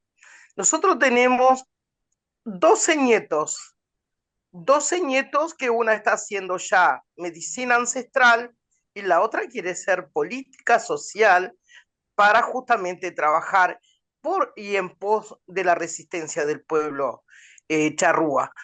¿Qué es lo que está pasando con nuestra América? Que es acá el punto que yo voy. Nosotros quizá desde nuestros territorios podemos trabajar con la escuela, con el baby fútbol, con cualquier centro educativo, un colegio. Yo he ido a las agrarias también, a las escuelas agrarias. Pero eso es el micro, lo micro. Y lo que nosotros necesitamos hacer lo mismo que hacen ellos, que está haciendo la geopolítica. Nosotros necesitamos el contacto de todos nuestros hermanos a nivel mundial, así como ellos están haciendo la suya con la geopolítica, con China, Estados Unidos y todo lo demás. Nosotros tenemos que ser lo suficientemente eh, inteligentes, porque tontos nunca fuimos, eso era una cosa del blanco que éramos tontos, pero los que estamos al menos al frente de las comunidades es buscar este relacionamiento, tipo este grupo de los hermanos que es el grupo de la Vía Yala, porque acá nos vamos enterando lo que está haciendo cada uno en su territorio. ¿De qué forma resiste la España que no está de acuerdo con lo que hicieron sus antepasados? ¿Cómo resiste Honduras? ¿Cómo resiste Estados Unidos? La resistencia en Estados Unidos de los indígenas es importantísima y nosotros, como sudamericanos, tenemos que darnos cuenta que una cosa es la geopolítica de Estados Unidos y otra cosa son nuestros hermanos originarios que están viviendo casi lo mismo que acá en el sur. Ellos quieren exterminarnos. El plan era ayornarnos porque nos creyeron menos inteligentes, pero fuimos tan inteligentes que hoy tenemos nuestros propios líderes en silencio, trabajando despacito, sin mucho ruido, sin muchos barullos, pero sí sabiendo hacia dónde vamos. ¿Cuál es la resistencia real? Los pueblos indígenas. Pero más allá que los pueblos indígenas, nosotros somos los guardianes del planeta que el blanco, que el genocida está matando. nuestro hogar, el planeta Tierra donde vive el indígena. Por eso a mí me pareció fascinante que hace 3 días que le estoy diciendo a Eduardo, avísame la hora porque necesito entrar a este Zoom, porque justamente sabía que iban a tratar este tema. Y creo que nosotros, como descendientes indígenas, tenemos que hacer esos lazos a nivel mundial, porque no somos los únicos que tenemos indígenas. Hay otros países que lo tienen. Yo estoy casada con un vikingo que está con sus raíces, las vive, y hay que convivir dos cosas tan diferentes como es una mujer indígena con la de él. Sin embargo, ¿cómo podemos convivir? Entonces podemos hacer ese lazo de entrelazarnos con los hermanos que están haciendo esta resistencia por el planeta.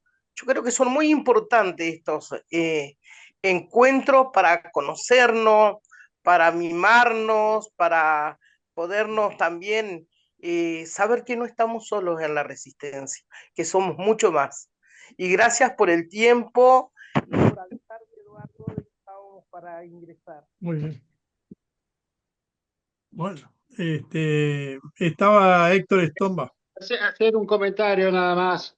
Los partidos como Vanguardia Española, como Frente Obrero, como Jacobinos, son rojipardos. Es decir, son partidos fascistas que se visten de rojo para captar votos.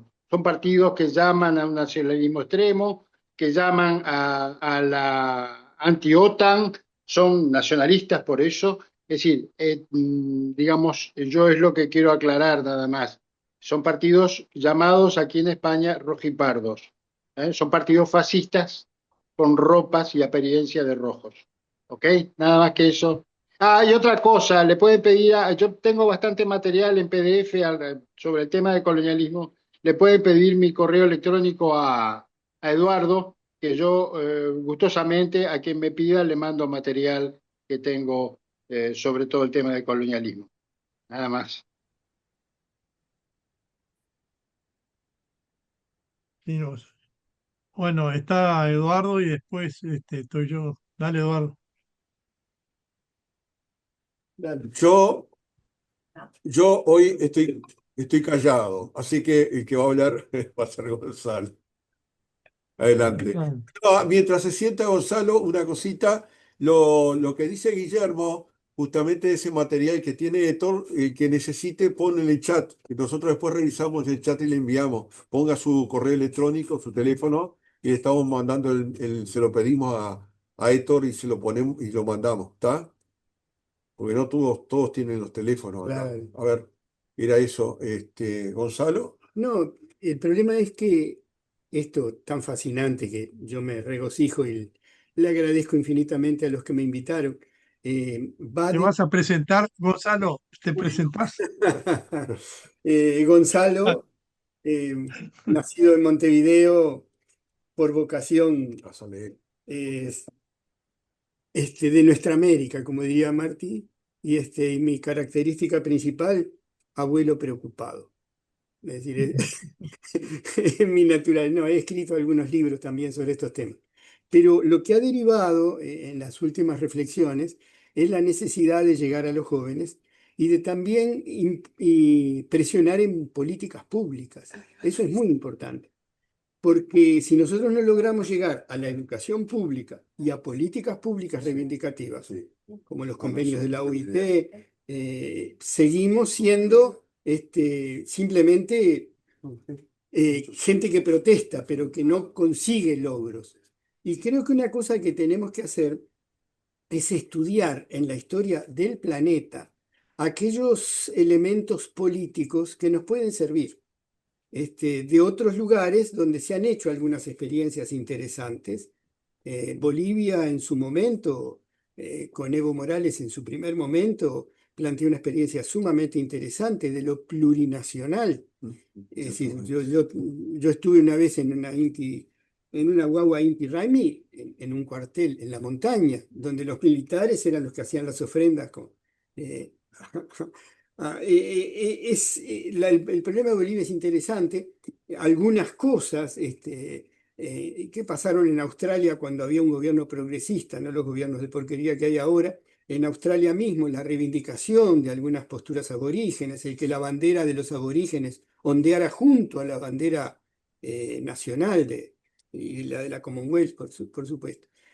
Les digo más, en la Unión Soviética en 1936 se creó un parlamento bicameral, Constitución de 1936, vale la pena estudiarlo eso, donde se estableció que el Parlamento, una cámara se llamaba la Cámara de la Unión y la otra la Cámara de las Nacionalidades. Entonces se hizo un censo en la inmensa Rusia y en los territorios de la Unión Soviética, todas las minorías culturales que había, fundamentalmente en Asia, pero también en Europa, y en proporción a sus integrantes tenían voz en esta segunda cámara, que era la Cámara de las Nacionalidades. Todo eso lo borró después la guerra y un montón de cosas de la Segunda Guerra Mundial. Pero realmente nosotros necesitamos estudiar experiencias que han pasado en el mundo donde la lucha de los pueblos haya logrado cierto reconocimiento de sus derechos. Y está pasando todavía en muchos lados, aún a un estado teocrático como es Irán, donde por suerte las mujeres no tienen que usar eso tan horroroso que imponen los talibanes, pues se tienen que cubrir el pelo. Es decir, las minorías étnicas también están siendo atendidas en distintas instancias parlamentarias. ¿Los defendemos como la panacea? No. Tenemos que estudiar en el mundo aquellas experiencias que nos puedan servir de laboratorio para establecer demandas para las políticas públicas.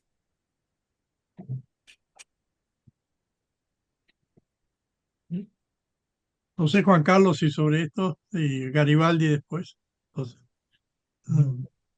bueno, No tengo le dejo. no tengo ninguna. Bueno, Garibaldi levantó la palabra, me pareció a mí, o se fue. Bueno, yo pedí la palabra,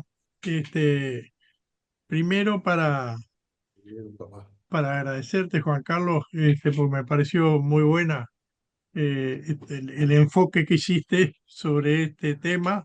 Dio para conversar bastante y para seguir conversando más en la misma línea, en la misma dirección, porque me pareció muy gráfico, muy conciso y muy contundente, ¿ah? Sin mucho intelectualismo, pero con una vivencia y una síntesis en la presentación que realmente me pareció muy bueno. Y bueno, y se abren todo el espectro ahora que estamos abriendo de distintas miradas, partiendo de la base que vos dijiste, ¿no? Hay un acuerdo, hubo un genocidio, y si tiene este matiz o el otro, ya se pone menor a veces porque lo importante es lo contundente de la presentación, ¿no? Fue un genocidio, se oculta ese genocidio, se transforma en heroicidad, etcétera. Cuando vos hablabas, y después otros compañeros acá, yo tenía presente cuando, así, gratuitamente, el neocolonizador fundamental, ¿no? Trump, hablaba de que quería comprar Groenlandia, de que Panamá, que no, que así sencillamente parecía lo de la época primitiva, porque después lo que hubo fue un ayornamiento, un revestimiento en la narrativa de la historia con palabras más prolijas de ocultar todo lo que pasó. No eran tan crueles como al principio lo decía Cortés o los que estaban con él. Se está retomando por el lado de la ultraderecha un discurso tan obsceno ya a esta altura y tan obvio de que hay una puja por quién es el nuevo imperial, pero ya no de un continente, ¿ah? Sino del mundo, de todo el planeta. Ahora resulta que hay potencias que se están debatiendo, no están peleando por esa hegemonía. Y aquí, pues, como decía Gonzalo últimamente, nosotros tenemos que empezar a tallar también, porque y como dijo Mónica y como dijeron otros compañeros, eh, hay, eh, hay pueblos originarios o que no son originarios, pero que vamos a ser víctimas de un imperio que se está armando nuevamente, ¿no? Aparte de destruir el planeta y todo lo demás, que ya no, ya si alguna vez hay una victoria, va a ser la victoria para vender el agua, beber agua sucia o agua contaminada o lo que sea, ¿no? Este, pero yo creo que ellos están unidos, ellos ya saben quién rivaliza con ellos, pero es muy difícil tejer una trama, que es lo que creo que habría que hacer, geopolítica, de juntarnos todos con ciertas diferencias y muchas diferencias, pero juntarnos todos con un objetivo, ¿no? Empezar a luchar contra los imperialismos. Este, y obviamente dentro de eso todas las causas particulares. Entonces, creo que habría que buscar la forma. Yo no sé cómo, no tengo ni idea. Lo que pienso es que en África están sufriendo lo mismo, y después al interior de cada país, ¿ah? Por la inmigración primero y después por la gente pobre y la que va a quedar empobrecida, ¿no? También va a haber ahí un caudal de gente que los señores imperiales van a querer tener bajo su pata. Eh, Acá se está dando un conflicto geopolítico donde por un lado Estados Unidos y por otro China y Rusia dicen, ¿tá? Yo creo que sí, pero hay un montón de gente que se está moviendo para ganar pequeños espacios de poder, por lo menos para poder pelear algunos aspectos una eventual victoria de uno de los dos oponentes, ¿no? Estados Unidos ya sabemos que es un imperio, ya lo sabemos y lo hemos vivido, lo hemos sufrido, que dictadura, guerra, desde que están, empezaron exterminando a los indios, después la guerra civil y después siguieron por el planeta tranquilamente, siempre en guerra. China tiene su propia historia, tiene otra cultura, otro enfoque diferente. Yo no digo que pueda ser un aliado, pero que sí está bueno que le salga a competir y a pelear el espacio, porque es la única forma que nosotros podemos llegar a tener algún mínimo de espacio de poder. Este, pero todo esto lo vemos por YouTube, todo esto lo leemos en los diarios, y el tema es en casa qué hacemos, ¿no? Y bueno, por ejemplo, yo digo, los pueblos originarios del continente tendrían que fortalecerse, los afrodescendientes, y después todos nosotros que estamos, compartimos esa causa, por decirlo así, porque sabemos que es una injusticia histórica y todo lo demás, pero que somos hijos de esta tierra también. Yo por lo menos nací en Salto acá y en Salto en Uruguay, y ahora estoy en Piriápolis. Y me siento, al igual que cualquiera, sufriendo los embates de un imperialismo, ¿tá? Viendo las políticas neoliberales estas que han estado. Y yo creo que lo único que nos diferencia es cuáles son los mecanismos de obtener cuotas de poder, para poder cambiar, aunque sean pequeñas cosas que nos lleven en la dirección que queremos, ¿no? Está el campo de la cultura, está el campo de los partidos políticos, de fuera o de dentro, pero que uno dice, bueno, por ejemplo, yo voy a decir la causa del agua, acá ha unido montones de gente. ¿Ah? Las privatizaciones, cuando quisieron privatizar todo lo demás, ha unido un montón se unió un montón de gente. Y sobre los estados, bueno, poner en discusión si hay que seguir un estado o no, pero aceptar que mientras no haya mayoría o no haya una fuerza suficiente, no se va a poder modificar el estado. Sería, o sea, lo que no quiere decir que uno culturalmente no siga resistiendo y buscando la forma de cambiarlo o de eliminarlo y crear otra cosa. Pero eh, eso es lo que quería simplemente decir, y volver a agradecer a Juan Carlos. Y yo, además de decir que en 10 minutos, 15 más o menos, me voy a retirar y voy a saludar así nomás, porque tenía otra cosa. Por eso quería decir esto. Sería bueno, y acá podría ser un pedido para Juan Carlos, alguna reflexión después, en algún momento, sobre lo de ahora, ¿no? Como ya lo hiciste, pero que vos un poco hablaras de la parte más global, o sea, no solo de Europa y de América y lo que estamos viendo, ¿no? Focalizar un poco más lo que está pasando en estos momentos, ¿ah? Con esa, incluso está una tercera guerra mundial, dicen que puede venir, yo qué sé. Ni hablemos lo de Gaza y todo lo demás. Este, está, perdón, ya está. Guillermo, Si alguien quiere hablar, levanta la mano. no, había quedado un pendiente que Silvia le había planteado que en el chat había una intervención de compañero Daniel Jordan Oleis, que hacía una pregunta, creo que a Ruth o algo así, ¿no, Silvia? Silvia, ¿dónde está? La verdad que no No tengo idea. hizo comentarios y le pedía que los comentara él mismo. Ah, está. Silvia, puedes leerlo tú en todo caso, del... Sí, lo estoy buscando. Disculpa, Guillermo, era eso que había quedado un pendiente. No, está bien. Y después cerramos en todo caso, Ah, entonces. damos por terminado, sí. Bueno, lo que pasa que fue mientras hablaba Juan Carlos, comenta Marcelo Gulio, argentino, peronista, politólogo, profesor e historiador, junto a Santiago Armesilia, politólogo, doctor en Economía Política y Social, rector del Instituto Beatriz Galindo, seguidor de Gustavo Bueno, filósofo materialista, pero no sé a qué se refería en ese momento. Eh, bueno, después continúa y dice, también llevan una campaña reivindicando la conquista española basándose en la leyenda negra promovida por los angloimperialistas. Creo que este comentario continúa el escrito anterior.